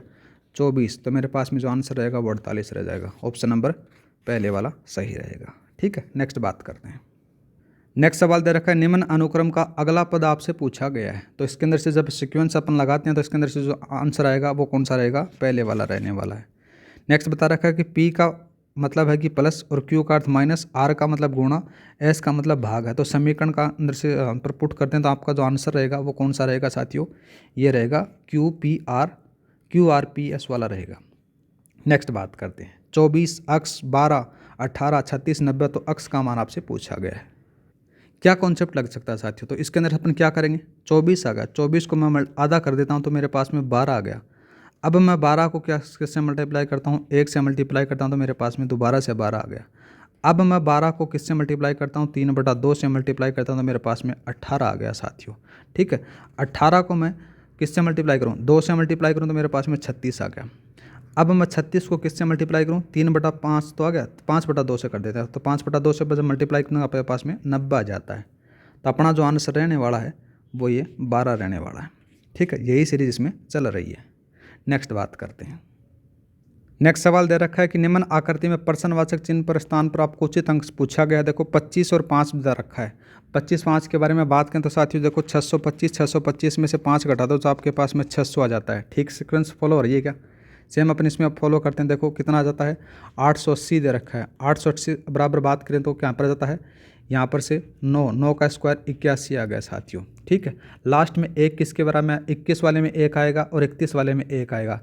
लेकिन जो 821 है वो ज़्यादा डाटा जा रहा था आपके पास में कितना ज़्यादा है साथियों? ये आएगा 961 वाला आएगा। 961 माइनस का यहाँ पर से 81 घटाओगे तो आपके पास में आंसर आएगा 880 आ जाएगा। ऑप्शन नंबर आपका पहले वाला सही रहेगा। नेक्स्ट बात करते हैं। नेक्स्ट सवाल दे रखा है कि एक सीरीज़ दे रखी है, उस सीरीज़ के अंदर से आपको इनको स्थापित करना। तो इसके अंदर जो सही आंसर रहने वाला है वो सी रहेगा। नेक्स्ट बात करते हैं। जीके क्वेश्चन आ जाते हैं साथियों। निम्नलिखित में से असम्मिलित युग्म के बारे में बात हो रही है। पहला आ जाता है देखो मीठे सा की दरगाह। मीठे सा की दरगाह तो गागरोन झालावाड़ में आपको देखने को मिल जाती है, तो यही आपका ऑप्शन रहेगा। झुंझुनू के अंदर से क्या है, शक्कर पीर बाबा की दरगाह है नरड़ के अंदर से। ठीक है, तो ये आपका ऑप्शन यहाँ पर सही रहेगा। नथमल की हवेली जैसलमेर में है, फूल सागर है वो बूंदी में है, और पांडुपोल है वो अलवर में आपको देखने को मिल जाता है। नेक्स्ट बात करते हैं साथियों, निम्नलिखित कथनों पर असत्य कथन आपसे पूछा गया है। असत्य कथन के बारे में बात करें तो पहला कथन आ जाता है कि अल्लाह जिल्लाबाई को BBC लंदन द्वारा कोर्ट सिंगर अवार्ड 1983 में प्रदान किया गया। ठीक है भाई साहब, ठीक बात है। दूसरा बात करें तो दामोदर दास राठी ने 1921 में ब्यावर में आर्य समाज की शाखा की स्थापना की, यह बात भी ठीक आती है। नेक्स्ट बात करते हैं तो दुर्गादास राठौड़ ने अकबर के विरुद्ध राठौड़ सिसोदिया गठबंधन का गठन किया, ये बात यहाँ पर गलत आती है। ठीक है, असत्य कथन के बारे में पूछा गया है। नेक्स्ट बात करते हैं। नेक्स्ट सवाल आ जाता है कि निम्नलिखित में से किस रचना का संबंध अर्जुनलाल सेठी से नहीं है। तो पहला आ जाता है प्रत्यक्ष जीवन शास्त्र। तो प्रत्यक्ष जीवन शास्त्र साथियों तो किसकी है, हीरालाल शास्त्री की है ना। ये आ जाती है साथियों हीरालाल की, हीरालाल शास्त्री जी की ये आ जाती है। ठीक है, ऑप्शन नंबर आपका पहला सही रहेगा। नेक्स्ट बात करते हैं, मुनि सवर्तनाथ को समर्पित सवस्ती धाम जैन मंदिर या फिर जहाज मंदिर भी बोल सकते हो, निम्न में से किस जिले में अवस्थित है। तो ये भीलवाड़ा में है साथियों। नेक्स्ट बात करते हैं, निम्नलिखित में से कौन सा स्थान संत जसनाथ जी से संबंधित नहीं है। तो कौन सा आता है साथियों, पीपा सर आ जाता है। नेक्स्ट बात करते हैं, सूची 1 और सूची 2 को आपको सम्मिलित करना है। पहले बात करें तो भूरी भाई अलख, ये कहाँ से आता है साथियों, या इसका जो संबंध है वह जाता है सादरगढ़ उदयपुर से। दूसरा बात करते हैं पीर फरक्युद्दीन, यह गलियाकोट और डूंगरपुर से आ जाता है। आचार्य परशुराम के बारे में बात करें तो सलेमाबाद अजमेर में आ जाता है।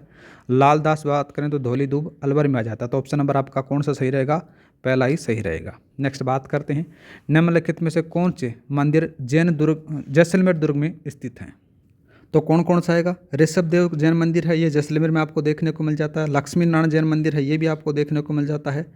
चंद्रिका देवी मंदिर है, ये राजस्थान में कहीं पर भी नहीं है, लेकिन आपको यूपी में देखने को मिलेगा। कहाँ पर देखने को मिलेगा, यूपी में। लेकिन आपसे पूछा गया है कि जैसलमेर दुर्ग में कौन कौन से हैं, तो ए और बी हैं, वही आपको देखने को मिलेंगे। ऑप्शन नंबर बी आपका सही रहेगा। नेक्स्ट बात करते हैं साथियों, मध्यकालीन राजस्थान में सोने या चांदी के तारों को किनारीदार या बेल बूटेदार पगड़ी जिसे कहा जाता है, तो क्या कहा जाता है साथियों, उसको मदील कहा जाता है। नेक्स्ट बात करते हैं, विश्व प्रसिद्ध अजरक प्रिंट निम्नलिखित में से किस स्थान से संबंधित है। तो बाड़मेर से। रटा रटाया सवाल है, बहुत बार आ जाता है। नेक्स्ट बात करते हैं, निम्नलिखित में से कौन सी रचनाएं सूर्यमल मिशन द्वारा रचित हैं। कौन कौन सी आती हैं, वंश मास्कर इनकी है, राम रंजाट है, ये भी इनकी आ जाती है, छंद मयूख ये भी इनकी है। तीनों की तीनों इन्हीं की रचनाएं हैं सूर्यमल मिशन की। तो ऑप्शन नंबर आपका कौन सा सही रहेगा, चौथे वाला सही रहने वाला है। नेक्स्ट बात करते हैं, विश्व धरोहर कौन सा आ गया, ये रहा। विश्व धरोहर स्थल रामगढ़ क्रेटर स्थित है। तो रामगढ़ कहाँ पर है साथियों, ये 12 में आपको देखने को मिल जाता है। नेक्स्ट बात करते हैं, निम्न में से नाथूराम सोनी का संबंध किस हस्तकला से है। तो इनका जो संबंध है वो थेवा कला से है। थेवा कला प्रतापगढ़ की फेमस मानी जाती है।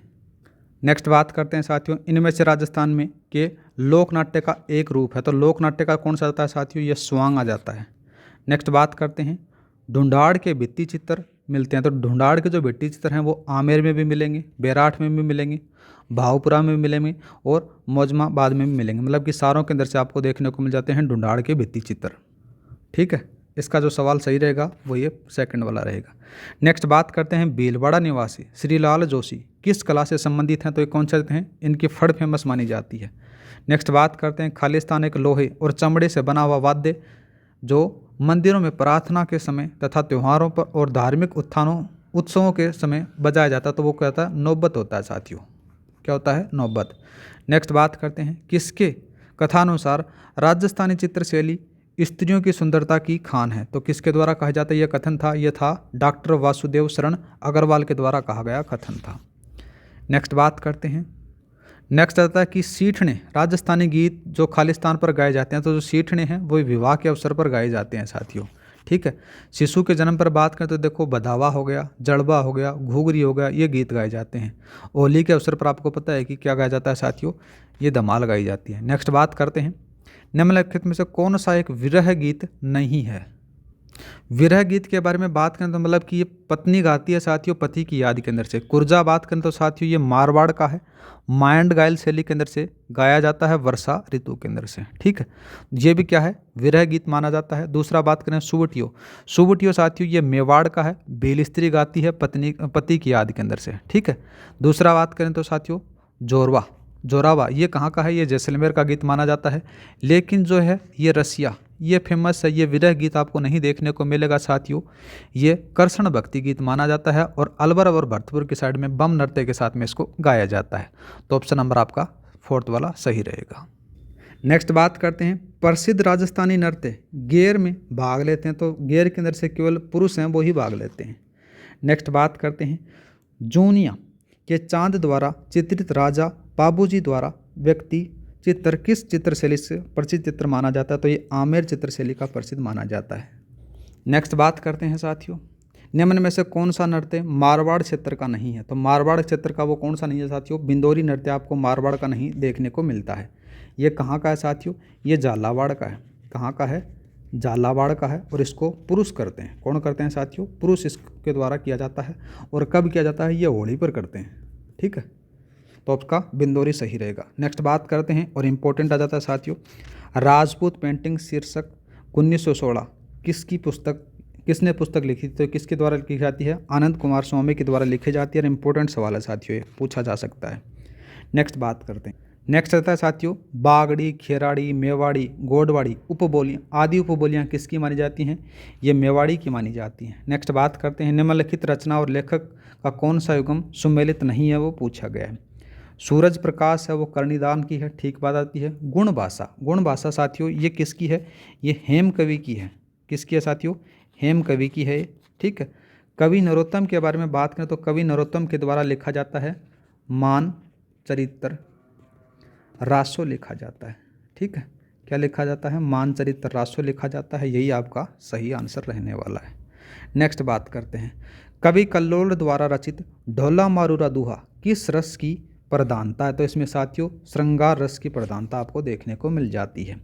नेक्स्ट बात करते हैं नाना साहब का झालरा, इब्राहिम का झालरा नामक जलाशय अवस्थित हैं, तो ये कहाँ पर हैं साथियों, ये आपको मिलेंगे तारागढ़ अजमेर के अंदर। ठीक है, नेक्स्ट बात करते हैं।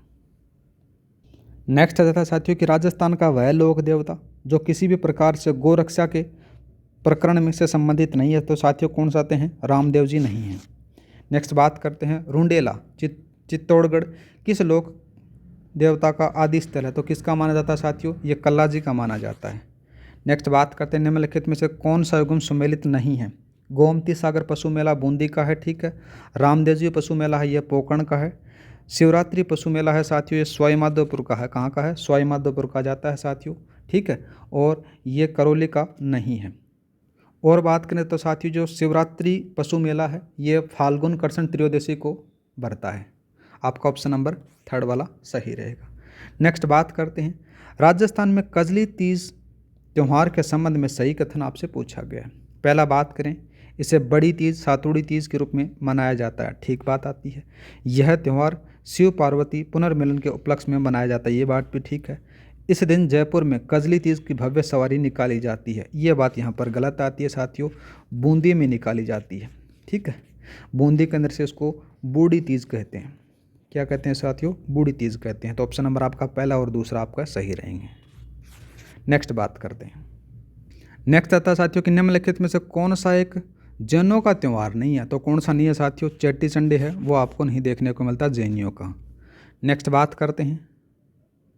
नेक्स्ट सवाल आ जाता है कि वस्त्र रंगने की मलयगिरी पद्धति किस रंग की प्रधानता होती है, तो इसमें भूरे रंग की प्रधानता आपको देखने को मिल जाती है। नेक्स्ट बात करते हैं निम्नलिखित आभूषण समूह में से कौन सा समूह सही सुमेलित नहीं है, वो पूछा गया है। तो देखो कौन कौन सा आता है, यहाँ पर से कंगन हो गया, कंगन के बाद में बात करें तो नोगरी हो गया, गजरा हो गया और नेवरी हो गया। ठीक है, नेक्स्ट बात करते हैं सूची 1 और सूची 2 को आपको सम्मिलित करना है। सबसे पहले बात करें तो मरु मेला है जैसलमेर का फेमस माना जाता है। कपिल धारा जो मेला है वो बारा का माना जाता है। भरतरी हरी अलवर का माना जाता है साथियों। और रामदेव जी का पशु यह है मेला, ये भी कहाँ का है, जैसलमेर का माना जाता है। ऑप्शन नंबर आपका सेकंड वाला सही रहेगा। ठीक है, नेक्स्ट बात करते हैं। नेक्स्ट सवाल आता है कि हिंदू कैलेंडर के अनुसार राजस्थान में कौन सा त्यौहार चैत्र माह में नहीं मनाया जाता? तो कौन सा नहीं मनाया जाता साथियों? जो पीपल पूर्णिमा है वो नहीं बनाया जाता है। नेक्स्ट बात करते हैं, निम्न में से आदिवासी महिलाओं के वस्त्र कौन कौन से हैं? तो देखो कौन कौन से आते हैं साथियों। एक तो नाम आ जाता है कटकी, ये भी आदिवासी महिलाओं का वस्त्र माना जाता है। दूसरा बात करें तो नांदना आ जाता है, ये भी इनका है, ठीक है। और एक और आ जाता है कछाबू, ये भी इन्हीं का माना जाता है, लेकिन ये खपटा है, ये नहीं है। ऑप्शन नंबर आपका पहले वाला सही रहने वाला है। नेक्स्ट बात करते हैं। नेक्स्ट सवाल आ जाता है कि निम्न में से कौन सा त्यौहार प्रकृति और मनुष्य की निकटता का अनुपम उदाहरण है? तो साथियों तीज है वो। सूची 1 और सूची 2 को सम्मिलित करना है साथियों, तो जूना महल है, ये डूंगरपुर में है साथियों। दूसरा रेशमा महल सिक्कर में है, जोगी महल है सवाई माधोपुर में है, और किशोरी महल है बूंदी में आपको देखने को मिलेगा। सभी सम्मिलित किए गए हैं, तो ऑप्शन नंबर आपका 4th वाला सही रहेगा। नेक्स्ट बात करते हैं इनमें से कौन सा युगम सही सम्मिलित नहीं है? सिवाना दुर्ग, कुमट दुर्ग इसको कहा जाता है, मेहरानगढ़ दुर्ग है, ये मयूरध्वज है, और दूसरा गागरोन दुर्ग है, दुलरगढ़ इसको कहा जाता है, जैसलमेर दुर्ग है, इसको उत्तरभड़ किवाड़ नहीं कहा जाता, ठीक है। ये किसको कहा जाता है साथियों? ये लुदरवे का जो प्राचीन दुर्ग था उसको कहा जाता है, ठीक है लेकिन जैसलमेर के अंदर ही। नेक्स्ट बात करते हैं, वित्तीय स्वास्थ्य सूचकांक 2025 के संबंध में निम्नलिखित कथनों पर आपको विचार करना है।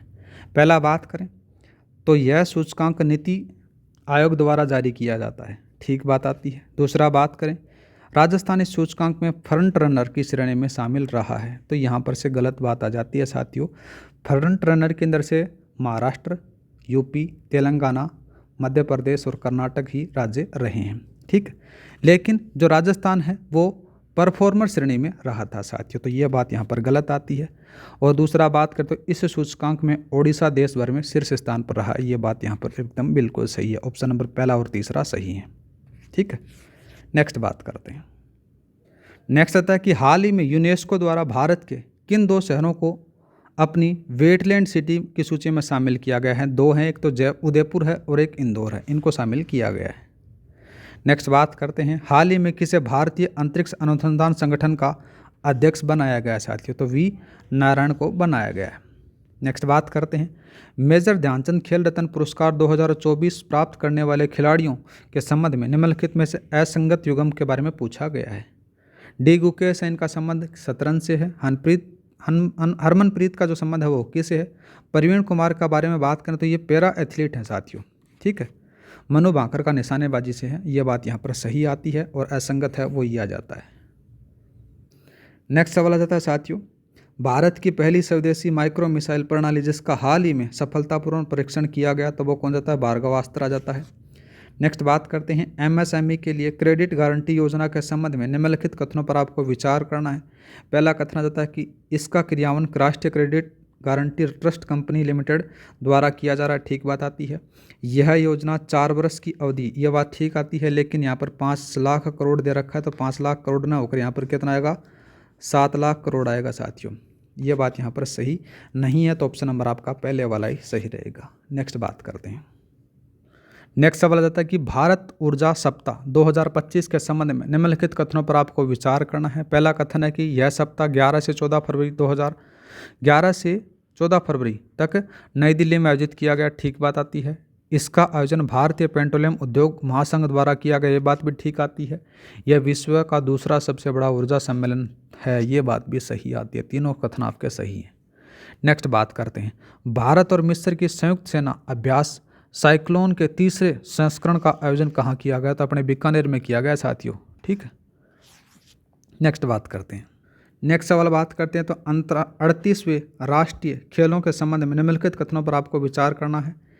इन खेलों की जो मेज़बानी है उत्तराखंड द्वारा की गई, ठीक बात आती है साथियों। इन खेलों की जो में सेना को सर्वाधिक पदक जीतने का कारण राजा बलिंदर सिंह ट्रॉफी प्रदान की गई, ठीक है, ये बात भी यहाँ पर सही आती है साथियों।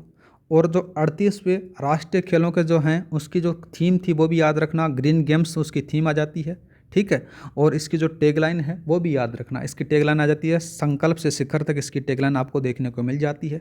नेक्स्ट बात करते हैं, इन खेलों में राजस्थान कुल 36 पदक जीतकर, 36 पदक नहीं जीते थे राजस्थान ने, कितने जीते थे साथियों? 43 पदक जीते थे, जिसके अंदर से 9 तो स्वर्ण हैं, कितने हैं? 9 स्वर्ण आ जाते हैं, 11 रजत आ जाते हैं, ठीक है, और 23 हैं वो कांस्य आपको देखने को मिल जाते हैं। इस प्रकार से 43 पदक राजस्थान जीतता है और वो 10वें स्थान पर न रहकर 15वें स्थान पर रहता है।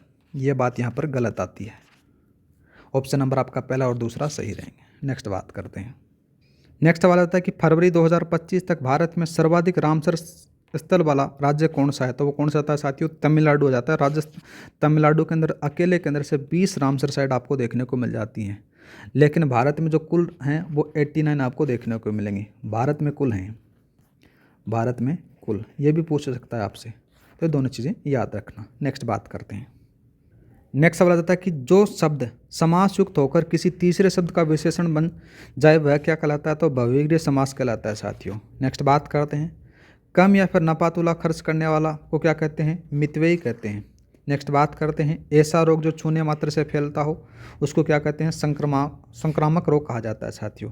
नेक्स्ट बात करते हैं। वाक्यांश के लिए एक सार्थक शब्द के बारे में पूछा गया है और असंगत है उसके बारे में बात हो रही है। जिसका काम सिद्ध हो चुका हो कर्तार्थ आ जाता है। किए हुए उपकार को न मानने वाला कर्तधन आ जाता है। जो इस लोक से अलग हो अलौकिक आ जाता है। कम बोलता हो मिष्टभाषी इसको नहीं कहा जाता है, यही असंगत आ जाता है। नेक्स्ट बात करते हैं। निम्नलिखित में से शुद्ध आपसे पूछा गया है, तो शुद्ध कौन सा आएगा साथियों? जुलूस आएगा। नेक्स्ट बात करते हैं। शुद्ध शब्द का चयन आपको करना है, तो इसके अंदर से शुद्ध शब्द का जो चयन आएगा वो आएगा विपन्नावस्था आ जाता है साथियों। नेक्स्ट बात करते हैं। नेक्स्ट सवाल के बारे में बात करें तो अशुद्ध शब्द का चयन करना है, तो अशुद्ध शब्द में कौन सा आता है साथियों? शुद्धिकरण आ जाता है, कवयित्री आ जाता है, दंपति आ जाता है, लेकिन यहाँ पर से विद्वान है वो अशुद्ध आपको देखने को मिल जाता है। ठीक है। नेक्स्ट बात करते हैं। निम्न में से शुद्ध वाक्य का चयन करना है। कालचक्र के पहिए से कौन बचा है? ये बात यहाँ पर से गलत आ जाती है। दूसरा बात करें, उसकी सौंदर्यता कभी कम नहीं होती, ये बात भी यहाँ पर गलत आ जाती है। नेक्स्ट बात करते हैं। इतना आलस्य ठीक नहीं है, ये बात एकदम सही है। नेक्स्ट बात करते हैं। निम्न में से अशुद्ध वाक्य है। अशुद्ध वाक्य कौन सा आएगा साथियों? देखो इसके अंदर से बात करें तो जाता है। पहला देखो देखते हैं अपन यहाँ पर से, प्रातः काल घूमना चाहिए, ठीक बात आ जाती है। अब विंध्याचल हरा भरा हो गया, ये बात भी यहाँ पर से आती है। वह अपने बल पर जीता है, ये बात भी ठीक आ जाती है। समाज में अराजकता की समस्या बढ़ रही है, ठीक, ये बात यहाँ पर से अशुद्ध आ जाती है। नेक्स्ट बात करते हैं। निम्न में से शुद्ध वाक्य कौन सा है वो पूछा गया है। शुद्ध वाक्य कौन सा आएगा साथियों? देखो पहला, हमारे प्रांत में मनुष्य मेहनती हैं, ये बात यहाँ पर से गलत आती है। दूसरा बात आ जाती है कि प्रेम करना तलवार की नोक पर चलना है, ये बात यहाँ पर गलत आ जाती है। नेक्स्ट आता है कि सूखे से भूखमरी की समस्या खड़ी हो गई, ये बात एकदम सही आती है। नेक्स्ट बात करते हैं। उल्टी गंगा बहना, मुहावरे का जो सही अर्थ होगा वो रहेगा रीति से विपरीत कार्य करना रहेगा। ठीक है। नेक्स्ट बात करते हैं साथियों। नेक्स्ट आता है कि ओठ तक न हिलना, मुहावरे का जो सही अर्थ होगा मुंह से शब्द निकलना, इसका सही अर्थ रहने वाला है। नेक्स्ट बात करते हैं। खून सफ़ेद होना, मुहावरे का जो सही अर्थ होगा अधिक डर जाना, क्या रहेगा साथियों? अधिक डर जाना रहेगा। नेक्स्ट बात करते हैं। टका सा जवाब देना, मुहावरे का जो भावार्थ होगा स्पष्ट नकारात्मक उत्तर देना। ठीक है। नेक्स्ट बात करते हैं। नेक्स्ट आता है कि इनमें से किस विकल्प में सभी शब्द अपादान तत्पुरुष समास के हैं? तो अपादान मतलब कि अलग होने के अर्थ में बात की गई है। तो पहला कौन सा आएगा? देखो विद्याहीन आ जाता है और दूसरा आता है आशातीत आ जाता है, ये दोनों के दोनों अपादान तत्पुरुष के समास आपको देखने को मिल जाते हैं। नेक्स्ट बात करते हैं। निम्नलिखित में से कौन सा सामासिक पद नहीं है? तो इसका जो सही आंसर रहने वाला है 4 मास का समाहार चतुर्मासिक रहने वाला है। नेक्स्ट बात करते हैं आज का लास्ट सवाल। इनमें से कौन सा शब्द शुद्ध है? तो कौन सा आता था? अधिशासी, इसका एकदम सही आंसर देखने को मिल जाता है साथियों। तो साथियों इसी के साथ में ये पेपर यहाँ पर कंप्लीट हो जाता है। क्लास अच्छी लगी तो लाइक और सब्सक्राइब करना न भूलें साथियों। 5 माइनर और 5 मेजर अपन करने वाले हैं, 2 अपने माइनर कंप्लीट हो चुके हैं। ठीक है। क्लास अच्छी लगी तो लाइक और सब्सक्राइब करना न भूलें, ज़्यादा से ज़्यादा शेयर करो साथियों, जिससे आप लोगों को, दूसरे लोगों को भी फ़ायदा हो और मेरे को भी थोड़ा बहुत मोटिवेशन मिलता रहे कि इतना फीडबैक पॉजिटिव में आ रहा है। ठीक है साथियों। जय हिंद, जय भारत।